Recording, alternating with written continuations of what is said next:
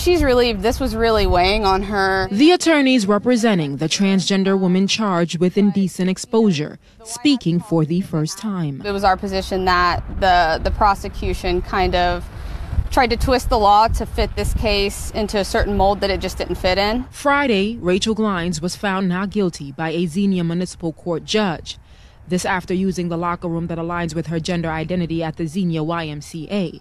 The Greater Dayton LGBTQ Center saying this is a victory. I hope that people will think twice before bringing these kind of charges, because a lot of times it's about the intent, and I don't think Rachel intended to do anything wrong. The judge in this case ruled that there was no exposure because Glines did not show her private area in the locker room.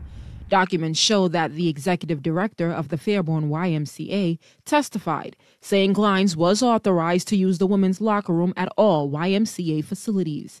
Glines was facing 3 counts of indecent exposure for incidents that took place from September to November, one involving Janelle Holloway, who says she didn't feel comfortable with Glines using the women's locker room. His name is Darren Glines. Yeah, I've known Darren for a lot of years.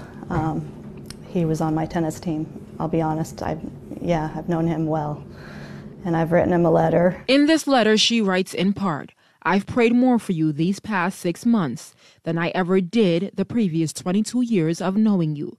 Going through these last 6 months is not something that I would have ever chosen to do, but God has been faithful to me in so many areas of life.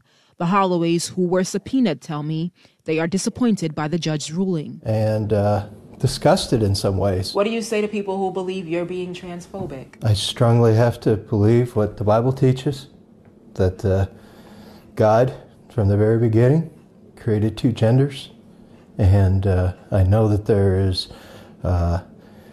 mental illness and confusion. For now, Glines' legal team says they are looking ahead and focusing on their client. Are there any plans to file a lawsuit against the city?